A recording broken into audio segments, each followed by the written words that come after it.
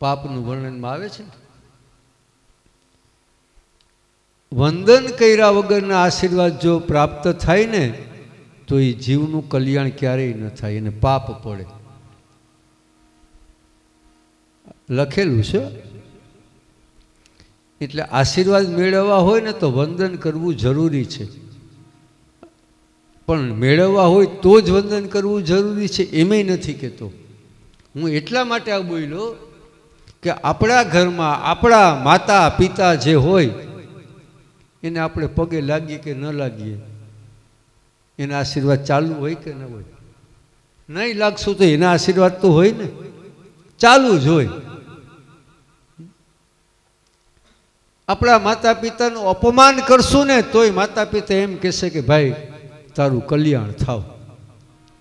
કોઈ માં કે બાપ એમ કહે કે તારું નિકંદર નીકળી જાવ, આવું કોઈ કહેશે નહીં કહે. આશીર્વાદ એના નિરંતર આપણી પાસે છે. એટલા માટે મારે આ કહેવું પડ્યું.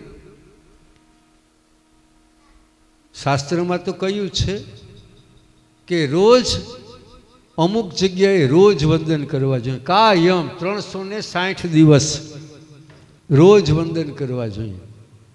એમાં સૌથી પહેલું સ્થાન કયું તો કે માતા પિતાના ચરણ કમળમાં, ઘરમાં. આ એકને વંદન કરી લેહો ને ભાઈ, આખા જગતને વંદન થઈ ગયું.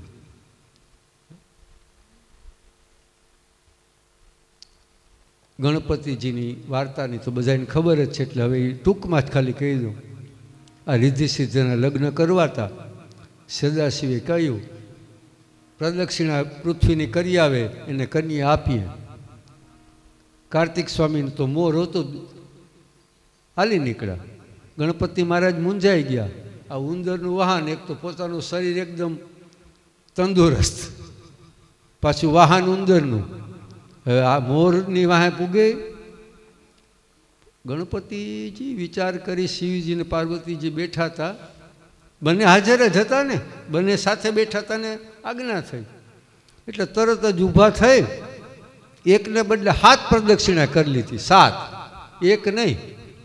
પ્રદક્ષિણા કરીને 2 હાથ જોડીને ભગવાન સદાશિવને કહ્યું કે પિતા તમે તો મને એકવાર પ્રદક્ષિણાનું કીધું, તો મેં તો 7 કરી. આ કથા બધાએ સાંભળી જશે મોસ્ટલી. અને ભગવાન ભોળાનાથે રિદ્ધિ સિદ્ધિના લગ્ન ગણપતિ મહારાજ સાથે જ્યાં કર્યા અને લગ્નની વિધિ પૂરી થઈ, ત્યાં કાર્તિક સ્વામી આખી પૃથ્વીની પ્રદક્ષિણા કરીને આવ્યા. આ દ્રશ્ય જોયું. પૂછવા માંડ્યા ભોળાનાથને કે આ શું, આ કયા પ્રદક્ષિણા કરવા નીકળો? મેં આને ક્યાંય જોયો નથી, આ મારી મોર થયો જ નથી.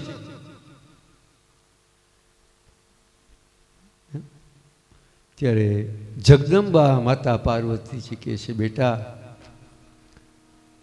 તું સ્થૂળ પૃથ્વીની પ્રદક્ષિણા કરવા નીકળો, નાણીએ સાક્ષાત પૃથ્વીની પ્રદક્ષિણા કરી. માતા પિતાનું જે સ્વરૂપ છે ને આખું બ્રહ્માંડ છે, તે પૃથ્વીની પ્રદક્ષિણા કરી, આણીએ તો બ્રહ્માંડની પ્રદક્ષિણા કરી. 7, એક નહીં.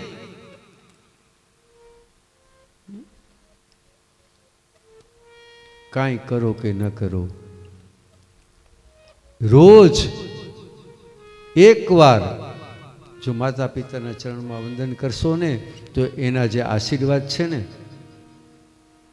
એ કલ્યાણ કરી દેશે.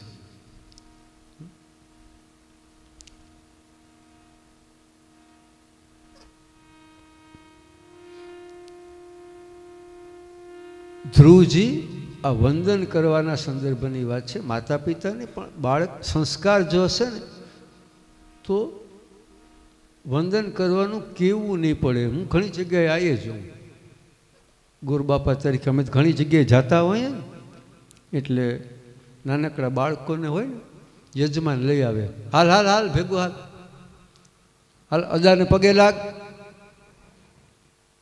હવે ઓલા બાળકને પગે લાગવું ન હોય, આને ધરાળ પગે લગાડવું હોય, આનું કરવું શું? અમારે અટકાવવું પડે, ભાઈ રહેવા દે.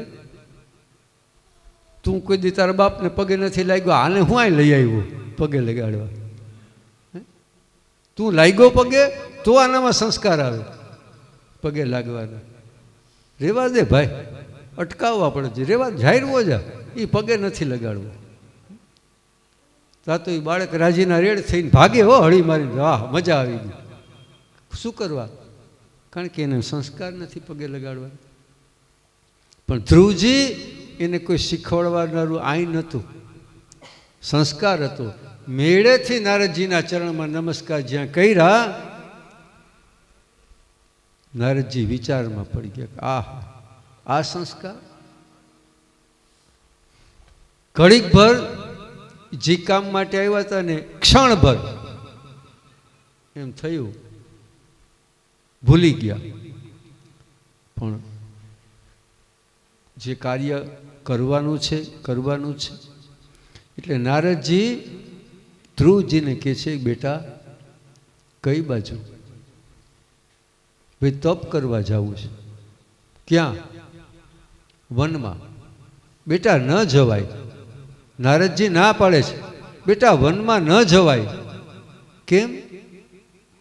તો કે ત્યાં હિંસક પશુ હોય, વાઘ, વરુ, સિંહ, શિયાળ.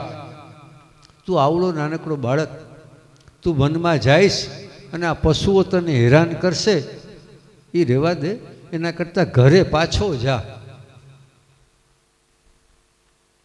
એમ કહેવાય છે. નારદજી તો આ કસોટી કરવા માટે બોલ્યા હતા. આની કસોટી કરવા, કસોટીમાં ખરો ઉતરીશ કે નહીં. એટલે કસોટી કરવા જાય કોઈ એનો વાંધો નહીં, પણ 7 વાર વિચારી લેવો, ઉથમું ન પડે.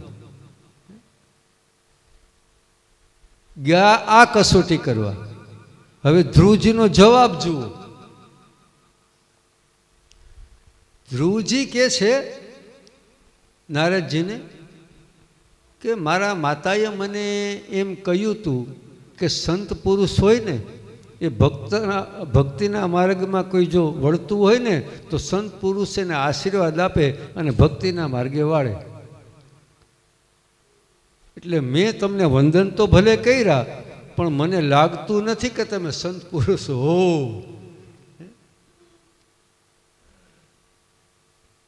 હવે નારદજી બંધાઈ ગયા. આની પરીક્ષા ક્યાં કરી? શા માટે પરીક્ષા કરી હતી? શિષ્ય.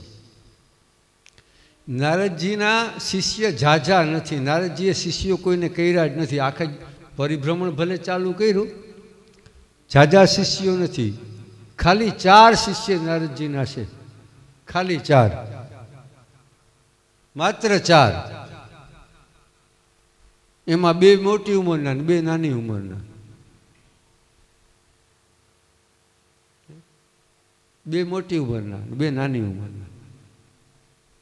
તો નાની ઉંમરના એક તો આ ધ્રુવ, ખબર જ છે. બીજું, હા, અહીંથી અવાજ ક્યાંકથી આવ્યો, પ્રહલાદ. આ 2 જ શિષ્ય નારદજીના, ધ્રુવ અને પ્રહલાદ. હવે મોટી ઉંમરના 2 શિષ્યો, એ કોણ?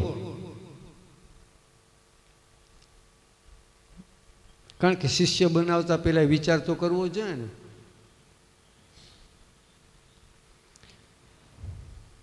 સૌ પ્રથમ પહેલા શિષ્ય મોટી ઉંમરના કોણ? મહર્ષિ વાલ્મીકીજી.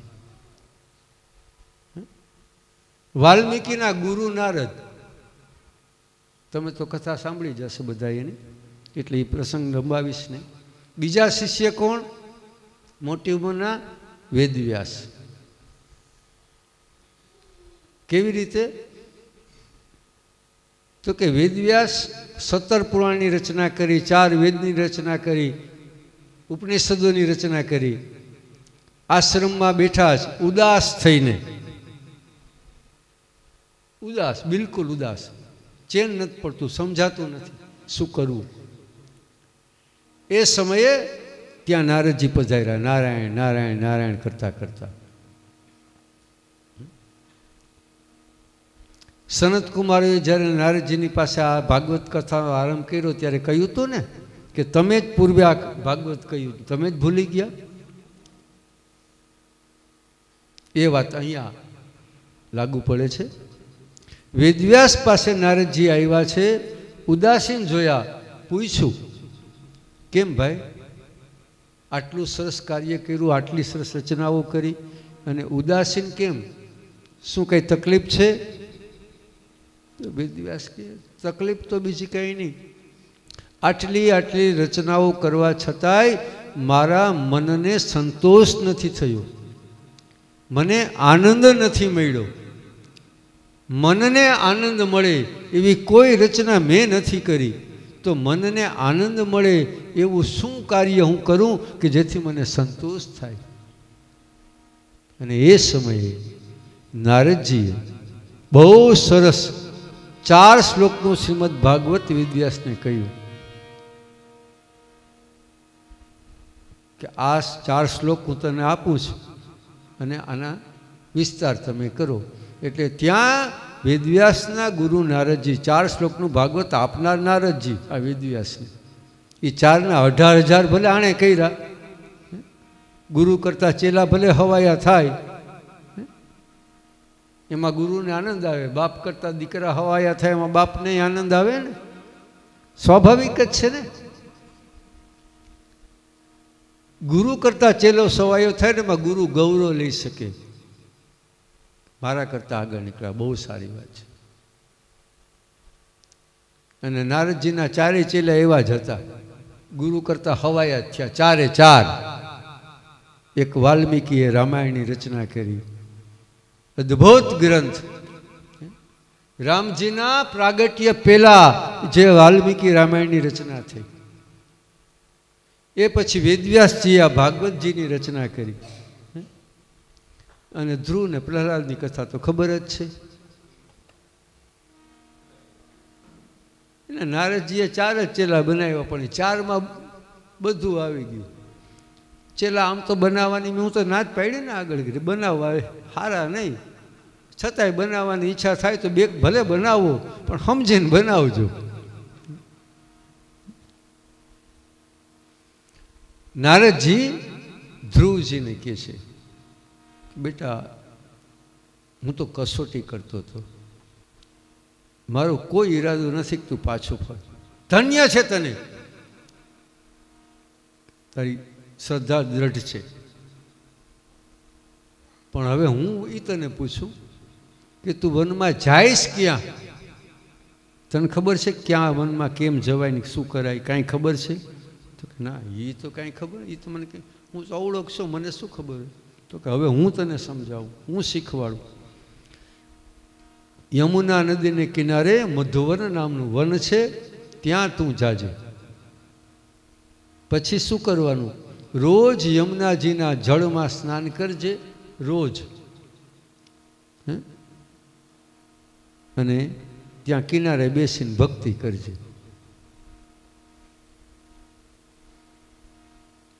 આટલી તો શું સમજાવી દીધું. મુખ્ય મુદ્દો હવે આવ્યો. નારદજીએ પૂછ્યું કે પણ તું ભક્તિ કરીશ કેવી રીતે, શું ભક્તિ કરીશ? આ કે ખબર, એ ખબર નથી, કારણ કે આને શું ખબર? ત્યારે નારદજી કહે છે, બેટા હું તને મંત્ર આપું, પણ કેવો મંત્ર? મહામંત્ર. હું તને મહામંત્ર આપું છું, આનો તું જાપ કરજે, એટલે પરમાત્મા તને દર્શન દેશે. અને અદ્ભુત એવો મહામંત્ર નારદજીએ આપ્યો છે. ઓમ નમો ભગવતે વાસુદેવાય. ભાગવતજીનો આ મહામંત્ર છે.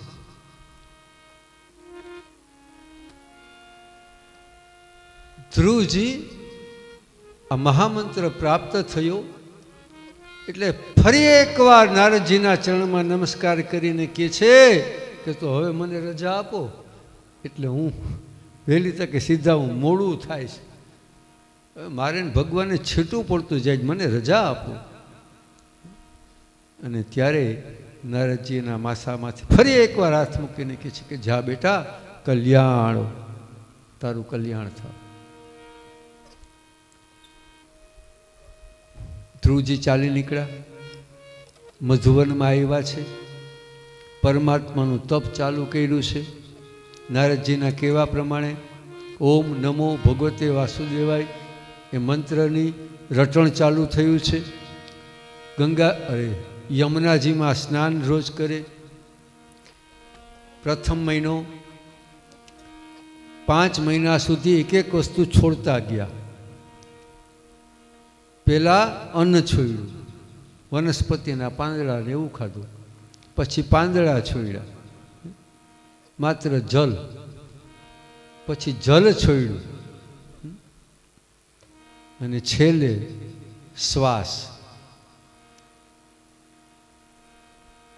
પણ છોડ્યો. એક બેસી જ ગયા, ગુલતાન બન્યા છે, ભગવાનના નામમાં મગ્ન બની ગયા. ઓમ નમો ભગવતે વાસુદેવાય. નમો ભગવતે વાસુદેવાય. નમો ભગવતે વાસુદેવાય. ઓમ નમો ભગવતે વાસુદેવાય. વાસુદેવાય રે વાસુદેવાય. વાસુદેવાય રે વાસુદેવાય. ઓમ નમો ભગવતે વાસુદેવાય. ઓમ નમો ભગવતે વાસુદેવાય. ઓમ નમો ભગવતે વાસુદેવાય. ઓમ નમો ભગવતે વાસુદેવાય. ધ્રુવજી એટલા બધા ગુલતાન થયા છે જેને પોતાના દેહનું ભાન નથી. એક એવી તપશ્ચર્યા ચાલુ થઈ છે કે આ ધરતી ડોલી. કેમ ડોલી ધરતી? ધ્રુવજીની તપશ્ચર્યા કરવાની પદ્ધતિ શું હતી? જમણા પગનો આગલો પંજો જમીનમાંથી છે, એક જ પગે.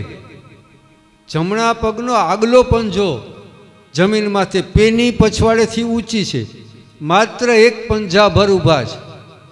ડાબો પગ વાળી અને જમણા પગના ગોઠણમાંથી ટેકવો છે, બે હાથ જોડાઈ ગયા છે. એટલી હદે મગ્ન થયા કે મધુવનના એક એક પાંદડામાંથી, મધુવનના એક એક વૃક્ષની ડાળીઓમાંથી એક નાદ માંડ્યો આવવા. ઓમ નમો ભગવતે વાસુદેવાય. ઓમ નમો ભગવતે વાસુદેવાય. ઓમ નમો ભગવતે વાસુદેવાય. વાસુદેવાય હરે વાસુદેવાય. ઓમ નમો ભગવતે વાસુદેવાય. ઓમ નમો ભગવતે વાસુદેવાય. ઓમ નમો ભગવતે. રજે રજમાંથી, કણે કણમાંથી, વૃક્ષોના પાંદડાઓમાંથી, પુષ્પ તમામ જગ્યાએથી એક જ નાદ. વાસુદેવાય. ઓમ નમો ભગવતે વાસુદેવાય. ઓમ નમો ભગવતે વાસુદેવાય. ઓમ નમો ભગવતે વાસુદેવાય. વાસુદેવાય હરે વાસુદેવાય. તમામ જગ્યાએથી રજે ધરતીના કણે કણમાંથી નાદ માંડ્યો નીકળવા, નમો ભગવતે વાસુદેવાય. કારણ કે ધ્રુવજીની જે ભક્તિ હતી, જેનો તપ હતું, એનો જે પ્રભાવ વૃક્ષના એક એક પાંદડામાંથી નમો ભગવતે વાસુદેવાયનો ધ્વનિ સંભળાવવા માંડ્યો. અને ધ્રુવજી તો પોતાના દેહનું જેને ભાન નથી, જમણા પગના આગલા એક પંજામાંથી જ્યારે ઊભા છે અને મગ્ન જ્યારે બન્યા છે ને ત્યારે ધ્રુવજી ડોલવા માંડ્યા છે. કારણ કે એક જ પંજામાંથી ઊભા છે. ઘડીક ડાબી બાજુ નમે, ઘડીક જમણી બાજુ નમે. ધ્રુવજીને તો એ ખબર નથી કે આ ડોલવું ચાલુ થયું છે. પણ એનું જે ડોલવું ચાલુ થયું ત્યારે એનો જે પ્રભાવ હતો, ભક્તિનો જે પ્રભાવ હતો, નામનો જે પ્રભાવ હતો ને, ધરતી માંડી ડોલવા.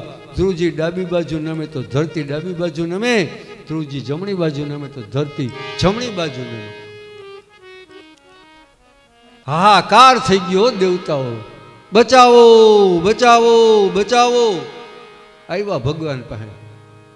આ ધરતી ડોલે, આકાશ ડોલે. ઇન્દ્ર કે મારું ઇન્દ્રાસન ડોલે, પ્રભુ રક્ષા કરો. ભગવાન કે શાંત થા ભાઈ, કોઈ દુશ્મન નથી. તો બાળક છે. ઇન્દ્ર કે પ્રભુ એક બાળકમાં, તો કે હા એ બાળક જ છે, તું ચિંતા ન કર. ઇન્દ્ર કે પ્રભુ જલ્દી જાઓ. અને ત્યારે પરમાત્મા એમ કે છે કે ઇન્દ્ર દર્શન દેવા નથી જાતો, દર્શન કરવા જાઉં છું.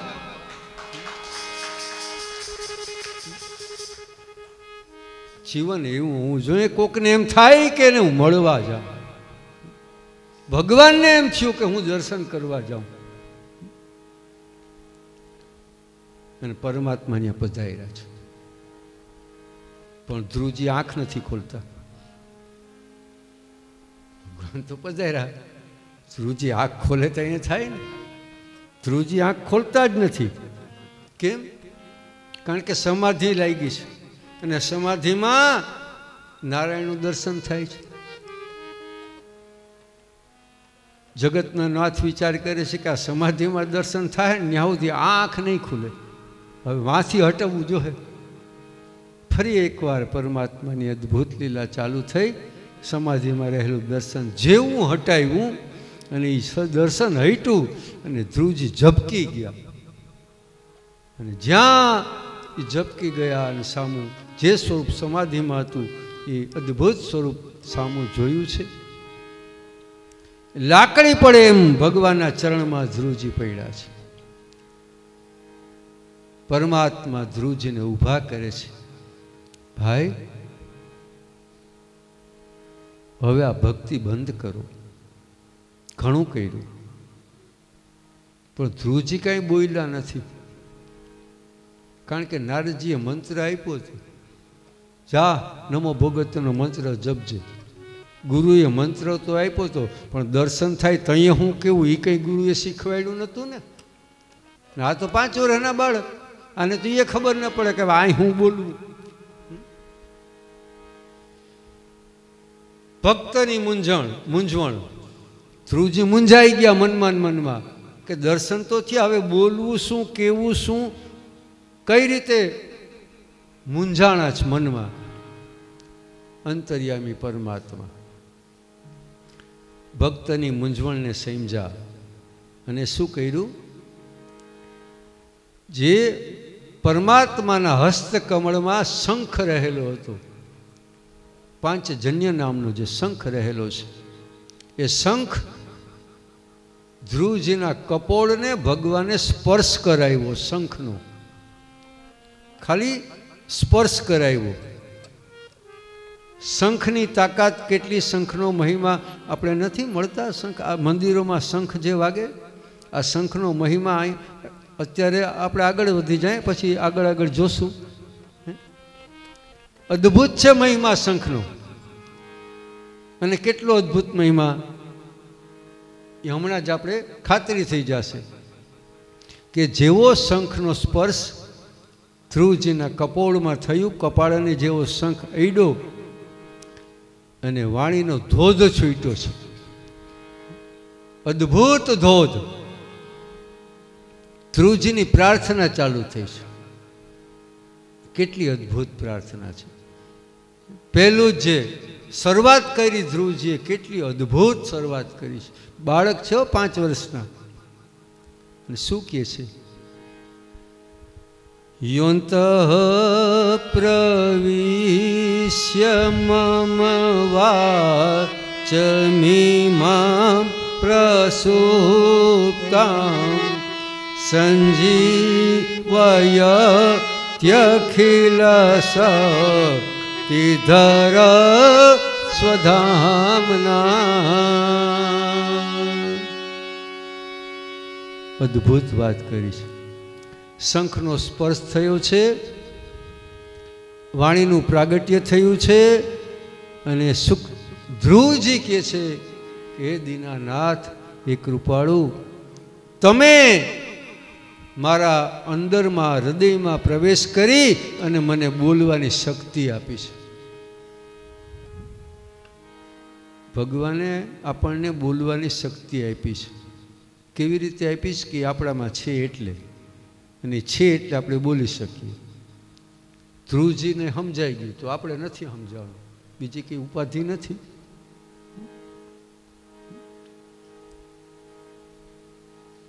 વાણી છે ને ભગવાનની દેન છે. ઈશ્વરે આ વાણી આપી છે ને. કોઈ મહાપુરુષ, ખાલી સામાન્ય વાત કરું, કોઈ મહાપુરુષ આપણને કાંઈક વસ્તુ આપશે તો આપણે શું કરશું? જીવની જેમ જાળવશું ને. બહુ સ્વાભાવિક છે, કારણ કે પ્રસાદી છે. પ્રસાદી એ જાળવજો, સાચવીને રાખજો. એને આને બીજાને કેમ ખબર ન હોય, પણ એમ ટૂંકમાં એક ઉત્સાહ છે કે પ્રસાદી મળી. તો એ તો પામરજીવ છે. પામરજીવે પ્રસાદી જે આપી પ્રસાદી ગણીએ તો જગતના નાથે આપને કેવડી મોટી પ્રસાદી આપી છે. આને કોઈ દી ગણકાઈ રહ્યા? આ પ્રસાદી જ છે ભગવાનની. આપણને હાથ આપ્યા હાજા નરવા, પગ આપ્યા હાલવા માટે.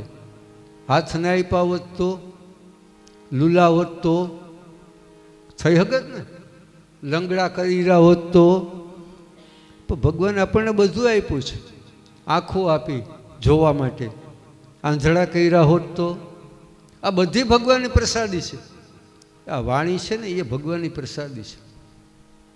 તો ભગવાનની પ્રસાદીનો દુરુપયોગ, મંદિરમાંથી પ્રસાદ લઈ આવશું તો પગે ન કચરાય એનું 7 વાર ધ્યાન રાખશું.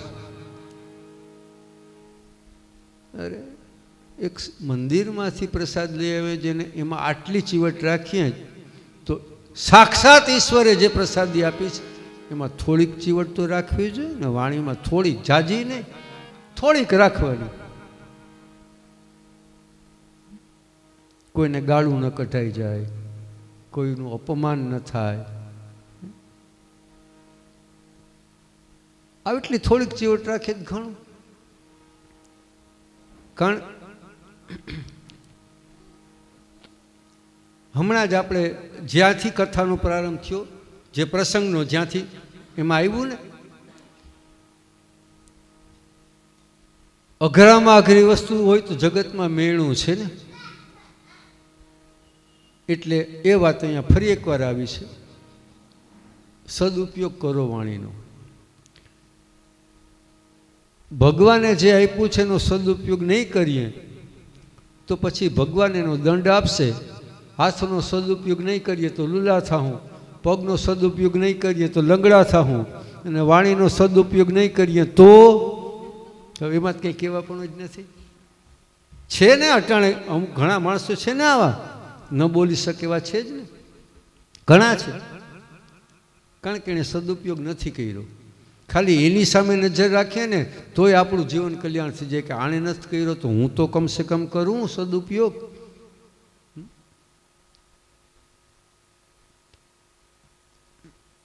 ચીનમાં એક કહેવત છે, એ મેં વાંચી હતી એક વખત, એટલે ટ્રાન્સલેશન કરેલ, ગુજરાતી કરેલી, ટ્રાન્સલેશનમાં વળી પાછું. હા, એ કહેવત મેં વાંચી છે, ચીનની કહેવત છે. જ્યાં સુધી તમારા મોઢામાંથી શબ્દ નીકળો નથી ત્યાં સુધી તમે એના માલિક છો. આ કહેવત છે. આપણામાં કહેવત હોય ને એમ જ્ઞાની વાસ્તવિકતા છે. પેલો યુએન સંઘ આવ્યો હતો ને ઇન્ડિયામાં, એનો જે ગ્રંથ એમાં વાંચેલી છે મેં, જ્યાં સુધી શબ્દ તમે બોલ્યા નથી ને ત્યાં સુધી તમે એના માલિક છો, કારણ કે બોલ્યા નથી.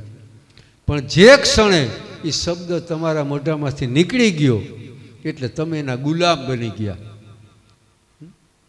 કારણ કે મોઢામાંથી બહાર નીકળેલો શબ્દ પાછો આવશે. અસ્વસ્થતામાંની સામે અર્જુને બ્રહ્માસ્ત્ર મૂક્યું, એ તો વારી લીધું હતું, બ્રહ્માસ્ત્ર તો વધી જાય, પણ બોલેલો શબ્દ પાછો વળે ખરો? પછી ભલે ને ગમે એટલા કરીએ, બુંદશે બીગડી હોજશે સુધરે, બોલાઈ ગયું તો બોલાઈ ગયું. પછી હોજ ભરી દો તો એનું કંઈ અર્થ નથી ને. એટલે ના પાડી છે ભાઈ વાણીનો સદુપયોગ કરો. બને ત્યાં સુધી વિવેક, બોલવામાં વિવેક. આગળ ઓલીનું નથી મેં વાત કરી કે ઓલા ભાઈ મને પૂછ્યું હતું પેટીવાળો કોણ છે. આ પછી એને જે મુશ્કેલી પડી જ ને ભાઈ, હું રિપીટેશન એટલા માટે કરું છું અમુક બાબતો કે દ્રઢ થાય એ વાત. આપણી વાણીમાં વિવેક હોવો જોઈએ. સગા સંબંધી સમાજ જેટલો વિવેક તમે રાખશો ને એટલો જ યશ મળશે. અને બતાડી દેવાની ભાવના રાખશો. હું તો બધાને ગમે એ કહી દઉં, મને કોઈના બાપની બીક નથી, મને કંઈ કહે જોઈએ સમજી લેજો, ગયા એ ગયા. આ બધાને કહી દેવાવાળાને પછી ક્યાંય કિંમત રહેતી નથી. ન કહેવામાં જ મજા છે. અઘરું છે? ના નથી, અઘરું જ છે, 100% અઘરું છે, પણ અશક્ય નથી. અઘરું ભલે હોય, અશક્ય તો નથી જ. આપણે ધારીએ તો આટલું તો કરી જ શકીએ. ગુસ્સો આવ્યો હોય તો થોડીક વાર શાંત થઈને વિચાર કરીએ એટલે. ધ્રુવજીની આ જે સ્તુતિ છે પરમાત્માને કહે છે કે યોંત પ્રવિશ્ય મમ વાચમિમામ પ્રસુપ્તા. પ્રભુ તમે મારા હૃદયમાં વાસ કરી અને મને આ બોલતો કર્યો છે. અદ્ભુત ઘણી બધી સ્તુતિઓ ધ્રુવજીએ કરી છે, પરમાત્માના ચરણમાં વંદનો કર્યા છે, પણ કંઈ માગ્યું નથી. ખાલી સ્તુતિ જ કરી, હજી કંઈ માગ્યું નથી. પ્રભુ પરમાત્મા જગતના નાથ એણે કહ્યું હતું ને દેવતાઓને કે હું દર્શન કરવા જાઉં છું, દેવા નહીં. એની સાબિતી શું? અહીંયા આટલી સ્તુતિ કરી ધ્રુવજીએ, પ્રભુ સામે સાક્ષાત ઊભા જ, કોઈ વસ્તુની માગણી કરી નથી. અને જગતનો નાથ એણે ધ્રુવજીને એમ નથી કહ્યું કે તું માગ.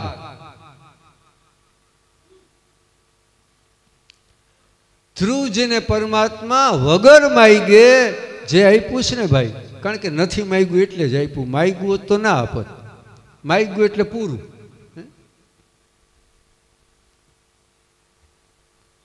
એક દોહરો છે જૂનો,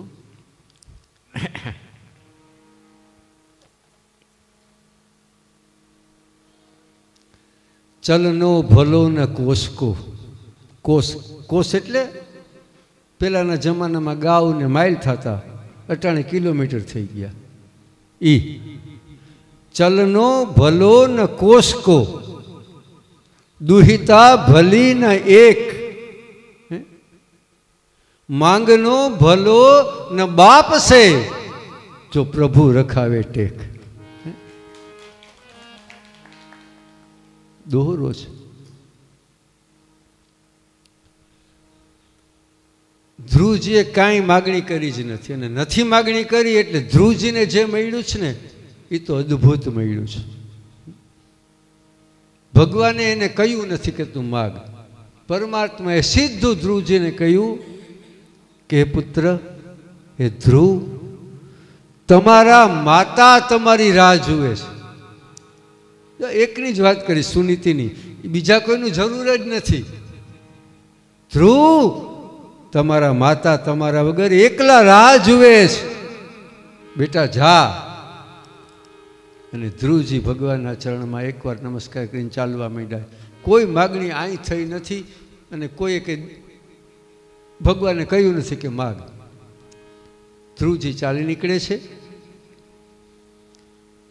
જ્યાં નગરની પાસે આવ્યા, ઉતાનપાદને ખબર પડી કે ધ્રુવજી આવે છે. સુરુચિને ખબર પડી કે ધ્રુવજી આવે છે. સુખદેવજી મહારાજ એમ કહે છે કે સ્વાગતની તૈયારીઓ થઈ, બેન્ડ વાજા માંડ્યા વાગવા, હાથીની માથે અંબાડી મંડાણી મૂકવા, વાજતે ગાજતે સામયું કરવા માટે આવ્યા છે. અહીંયા તમામ લોકો આવ્યા છે. ઉતાનપાદે આવ્યા છે, સુરુચિએ આવ્યા છે, સુનીતિએ આવ્યા છે. માં પણ છે, અપરમાં પણ છે, બે સાથે છે. એક જ સાથે બે ઊભા છે. એક બાજુ સુનીતિ, એક બાજુ સુરુચિ, એક જ સાથે બે ઊભા છે.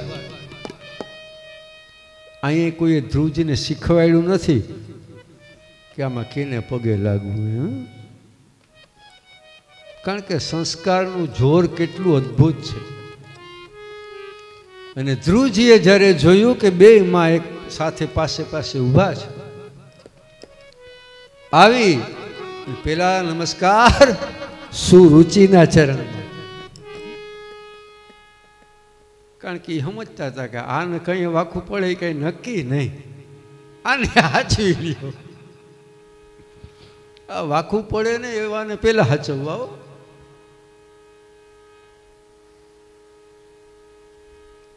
માતાના ચરણમાં નમસ્કાર કર્યા છે. સબરું સામયું થયું છે અને ધ્રુવજીનો રાજ્યાભિષેક થયો છે. એ ધ્રુવજી જ્યારે અંતકાળનો સમય નજીક આવી રહેલો છે એટલે ફરી એકવાર પોતાનું રાજ્ય પોતાના પુત્ર એને સોંપી તપ કરવા ક્યાં ગયા હતા? યમુના નદીને કિનારે. હવે ક્યાં ગયા છે? ગંગાજીને કિનારે. 5 વર્ષની ઉંમરમાં જે તપ કર્યું હતું એવા તપનો આરંભ ગંગા નદીને કિનારે થયો. અંતકાળ નજીક આવ્યો. આકાશમાંથી ધ્રુવજીને લેવા માટે વિમાન આવે છે. એ જ સમયે કાળ આવીને ઊભો રહી ગયો. ધ્રુવજીએ પૂછ્યું કે ભાઈ તમે કોણ? તો કે હું કાળ, મૃત્યુ, મારો સ્વીકાર કરો. કારણ કે સદેહે કોઈ ભગવાનના ધામમાં જઈ ન શકે. મારો સ્વીકાર કરો ને પછી તમે જાઓ. ધ્રુવજી કે બહુ સારું, પણ તમે થોડીક વાર બેસો, હું એકવાર સ્નાન કરી લઉં છેલ્લું ગંગાજીમાં. સ્નાન કરીને આવું ને એટલી વાર બેસો, પછી તમારો અંગીકાર કરીશ. એટલે ધ્રુવજી ગંગાજીમાં સ્નાન કરવા ગયા. કાળને એમ થયું, મૃત્યુને એમ થયું કે આ મને છેતરીને ક્યાંક વયા ન જાય. એટલે વિમાનમાં પ્રવેશ કરવાનો દરવાજો હતો ને ત્યાં બેઠા. દરવાજો થોડોક ઊંચો હતો, પગથિયાની જરૂર હતી. એટલે આ કાળ ન્યા બેઠા, કારણ કે એને ખબર હતી કે અહીંથી જ જાહે. ધ્રુવજી સ્નાન કરીને આવ્યા ને જોયું કે વાહ પ્રભુ તારી લીલા, પગથિયું મને આપી દીધું. સુખદેવજી કે છે મૃત્યુર મૂર્ધની પદમ દત્વા. કાળના માથા માથે પગ મૂકીને ધ્રુવજી ઠેક મારી વિમાનમાં બેસી ગયા. અચળ ધ્રુવનો તારો. હા, ઉગમણી દિશા છે, હું ભૂલી જાઉં.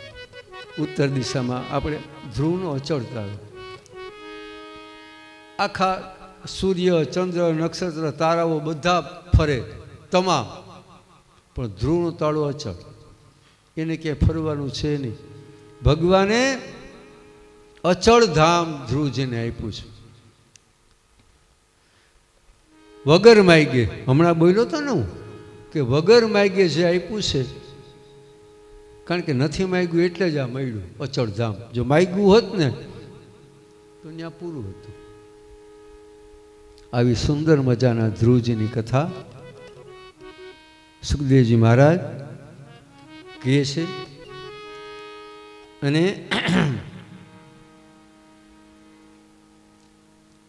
પરીક્ષિત રાજાને કહે છે કે રાજા આ ધ્રુવના વંશની અંદર હવે આગળ થોડીક નાનકડી બે ચાર વાત છે લઈ લઈએ.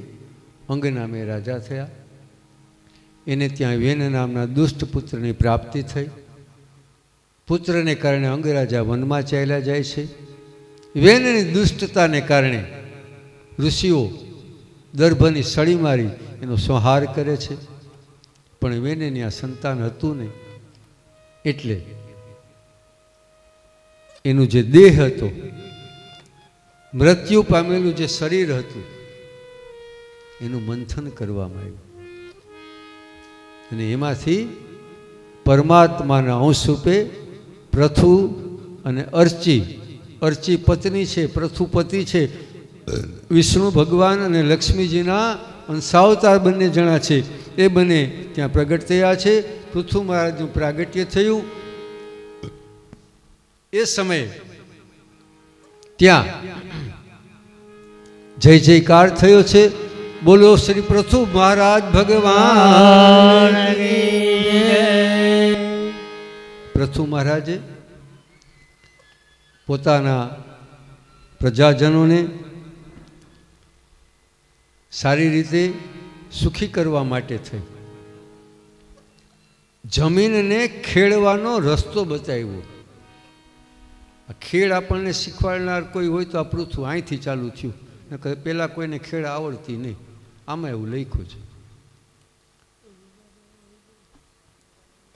પૃથુ મહારાજ એ જે જમીન જ્યારે ખેડાય ત્યારે એકના અનેક કણ આપણને મળે છે, અનાજ આપણને પ્રાપ્ત થાય છે. પૃથુ ભગવાને આપણી માથે કૃપા કરી. એના વંશમાં આગળ પ્રચેતાઓ જેની ઉત્પત્તિ થઈ છે, જે પ્રચેતાઓ ભગવાન સદાશિવને પ્રસન્ન કરવા માટે રુદ્ર ગીતા એ નામના સ્તોત્રથી એ પરમાત્માનું સ્તવન કરે છે અને આત્માનું કલ્યાણ કરે છે. એ પ્રચેતાઓને ત્યાં એકમાત્ર પુત્ર, 10 પ્રચેતાઓના એકમાત્ર દીકરા એ દક્ષ, જેની કથા આપણે સવારે આવીને બકરાનું માથું થઈ ગયું. બકરાનું માથું થયા પછી દક્ષ વિચારમાં પડ્યા. એ કાર્ય તો ત્યાં પૂરું થઈ ગયું, કારણ કે ધડ માણસનું માથું બકરાનું એટલે બેડોળ થાય ને. દક્ષને વિચાર થયો કે આવા બેડોળ સ્વરૂપે કેટલોક ટાઈમ જીવવું, એટલે એને પોતાનો દેહ ત્યાં પાડી નાખ્યો અને પુનઃ અહીંયા પ્રચેતાના પુત્ર રૂપે જન્મા છે. અહીંયા પણ નામ એનું દક્ષ છે. જે નામ ત્યારે હતું એ જ નામ અહીંયા છે. અને આવી રીતે ચતુર્સ્કંદ વિસર્ગ લીલા એ અહીંયા પરિપૂર્ણ થાય છે. એ ભગવાનના ચરણમાં અર્પણ કરીએ અને ભરત મહારાજ તરફ ધીમે ધીમે ગતિ કરીએ. ધીમે ધીમે તો પહેલા આ ભગવાનના ચરણમાં અર્પણ કરી દઈએ. કાયેન વાચા મનસેન્દ્રિયેર્વા બુદ્ધિઆત્મના વા પ્રકૃતિ સ્વભાવા કરોમિ યદ્ સકલં પરસ્મૈ નારાયણાય સમર્પયામિ. ભગવાનના ચરણમાં ચોથું પુષ્પ અર્પણ કર્યું. અદ્ભુત ધ્રુવજીની, ભોળાનાથની અદ્ભુત પ્રસંગો સુખદેવજી મહારાજે પરીક્ષિતને કહ્યા. હવે કથાથી એનો આરંભ થશે કે પ્રિયવ્રત રાજાએ જે કાર્ય કર્યું એટલે આ પૃથ્વી એના 7 દ્વીપ અને 7 સમુદ્ર થયા. એક એક દ્વીપના એક એક નામ છે. જંબુ, પ્લક્ષ, સાલમલી, ક્રૌંચ, એક એક નામ, એના ફરતા 7 સમુદ્ર. એટલે પૃથ્વીનું વર્ણન છે, સમુદ્રનું વર્ણન છે, આકાશનું વર્ણન છે, ખગોળનું વર્ણન છે, ગ્રહોનું વર્ણન છે, નક્ષત્રોનું વર્ણન છે, તારાઓનું વર્ણન છે. આટલું બધું વર્ણન કર્યું. પ્રશ્ન એ થાય આપણે માટે કે પરીક્ષિતનું કલ્યાણ કરવા એ બેઠા છે. પરીક્ષિતને એમ કહે છે કે તું ભગવાનનું ભજન કર. ત્યાં જ આવી હતી ને વાત કે તું ભક્તિનું ભજન કર ભાઈ, હું તારી પાસે ભાગવત કહું, ભગવાનનું નામ લઉં અને એનાથી તારું કલ્યાણ થાય. હવે 5મા સ્કંધના 21 અધ્યાય સુધી આ ભૂગોળ ને ખગોળ જ હાઈલા.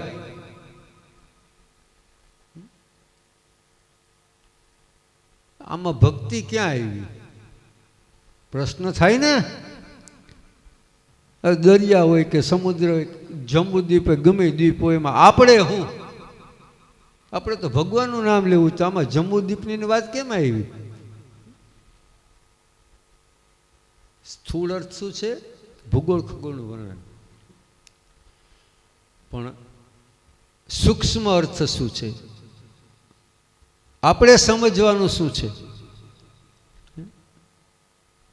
આપણે સમજવાનું એ છે, સુખદેવજીએ પરીક્ષિત રાજાની પાસે આ ભૂગોળ, ખગોળ, પાતાળ, નરક એનું વર્ણન કર્યું. એની પછવાડીનું જે કારણ છે, સુખદેવજી એમ કહેવા માગે છે કે હે રાજન, ભગવાન ક્યાં છે એ શોધવાની કોઈ જરૂર નથી.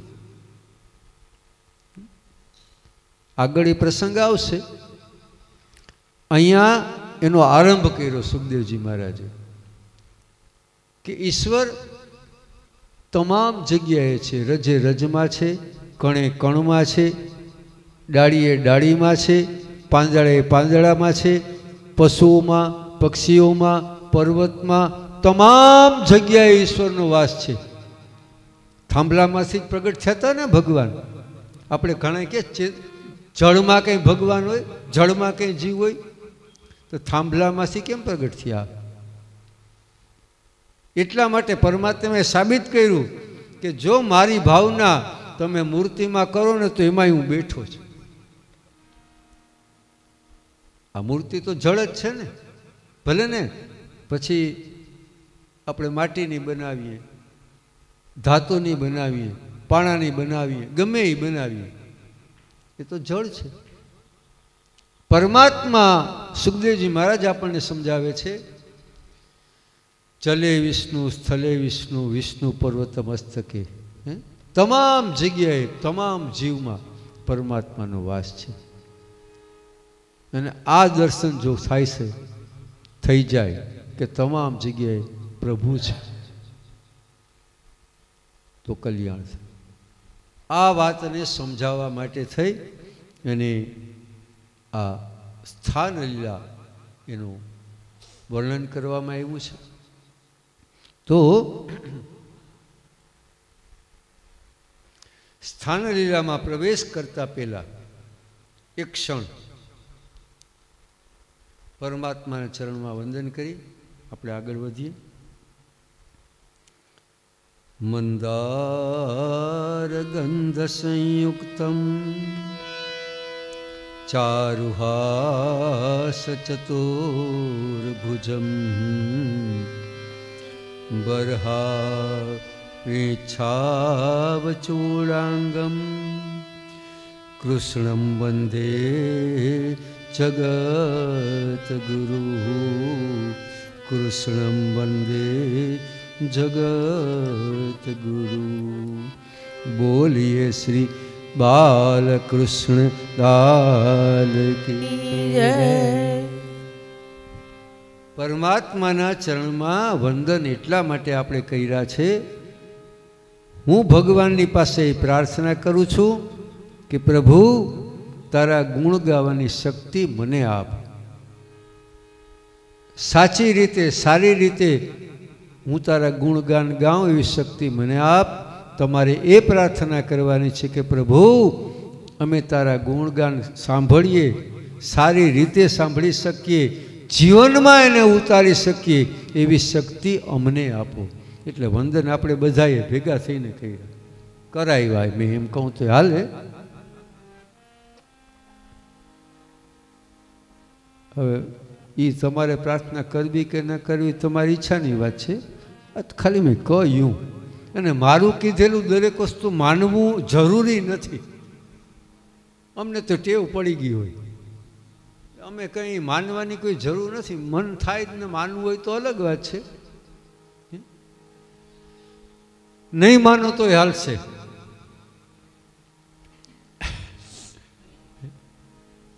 કારણ કે જે કંઈ છે ભગવાનની લીલા છે. હવે આપણે પ્રસંગમાં પ્રવેશ કરીએ. પરીક્ષિત રાજા સુખદેવજીની પાસેથી આ ધ્રુવજી વગેરેનું ચરિત્ર સાંભળ્યું, પૃથુનું ચરિત્ર સાંભળ્યું. ત્યારે એક પ્રશ્નનો સવાલનો આરંભ કર્યો છે.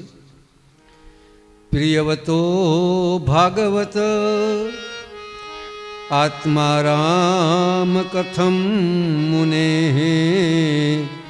ગૃહે રમત યનમુલ્લમ કર્મબંધ પરાભવ.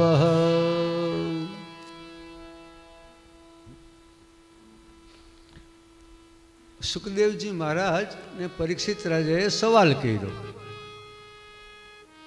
કે ગુરુ મહારાજ, વાત તો તમે અત્યાર સુધી જે કહી એ તો બરાબર સમજાઈ ગઈ, પણ હવે મારે એક સવાલ પૂછવાનો છે. શું? તો કે આગળ તમે એમ કહ્યું હતું કે પ્રિયવ્રત છે, સ્વયંભૂ મુનિના 2 પુત્ર, એમાં મોટા પ્રિયવ્રત, નાના ઉત્તાનપાદ. ઉત્તાનપાદને રાજગાદી સોંપાવી અને પ્રિયવ્રત ચાલ્યા ગયા છે. એટલે આગળ તમે એમ કહ્યું કે પ્રિયવ્રત તો ભગવાનની ભક્તિ કરવા વયા ગયા. વળી પાછી એવી વાતે થઈ કે પ્રિયવ્રત રાજ્યમાં આવ્યા અને એના વંશમાં ભરત મહારાજનું પ્રાગટ્ય થયું. તો આ બેયનો મેળ કેમ આવ્યો? મને સમજાણું નથી, તો કયો.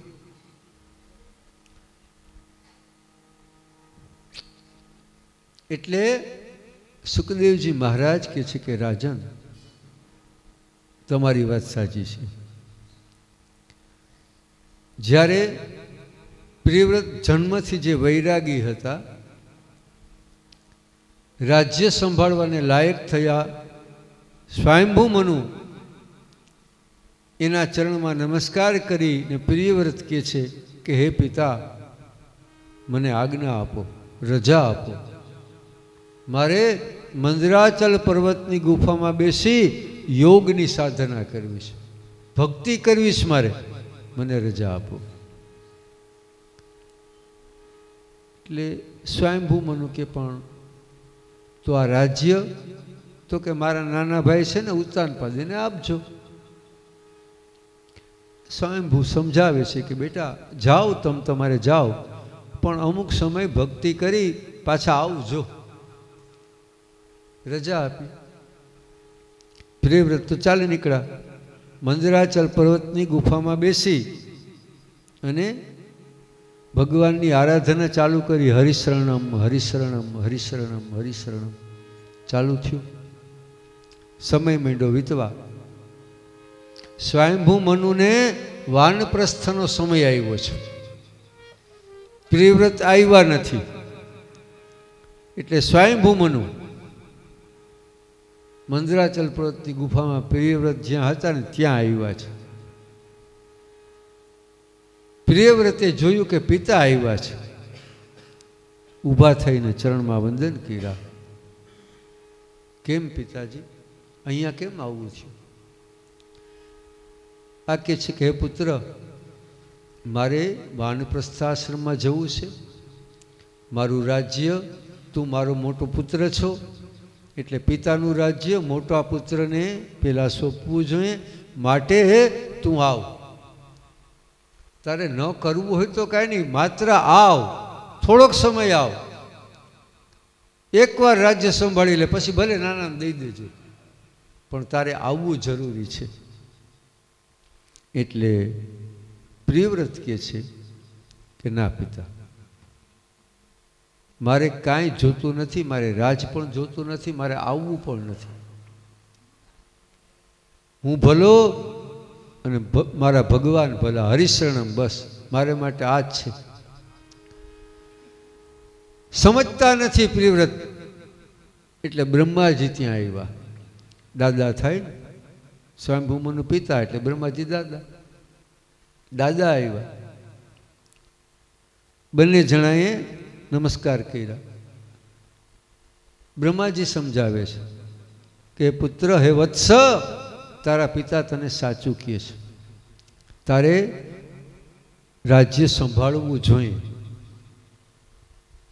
ત્યારે પ્રિયવ્રત એમ કહે છે કે દાદા, તમારી વાત મને શિરોમાન્ય છે, પણ મારું મન રાજ્ય સંભાળવા તૈયાર નથી, તો મને તમે ધરાળ ન મોકલો. બ્રહ્માજી વિચાર કર્યો કે આ સીધો સીધો સમજે એવો નથી. એટલે બ્રહ્માજીએ બહુ સરસ વાત કરી કે પ્રિયવ્રત, બ્રહ્માજી છે એ વિધાતા કહેવાય ને, લેખ લખનાર બ્રહ્માજી. દાદા તો હતા પણ વિધાતા, લેખ જેણે લખ્યા હોય. બ્રહ્માજી કે છે પ્રિયવ્રત, તું કદાચ તારા પિતાની વાત નથી માનતો, મારી વાત પણ તું નથી માનતો, પણ હવે મારે તને કહેવું પડે છે કે તારા કપાળમાં જે લેખ લખ્યા છે ને, એમાં લખ્યું છે 36,000 વર્ષ રાજ તારે કરવાનું છે. તારે માનવું હોય તો માન, ન માનવું હોય તો કાંઈ નહીં, અમે જઈએ. કારણ કે મને ખબર જ છે કે લખેલા લેખ મિટાવવાની કોઈની તાકાત નથી. લેખ લખ્યા હોય ને, કોઈની તાકાત નથી.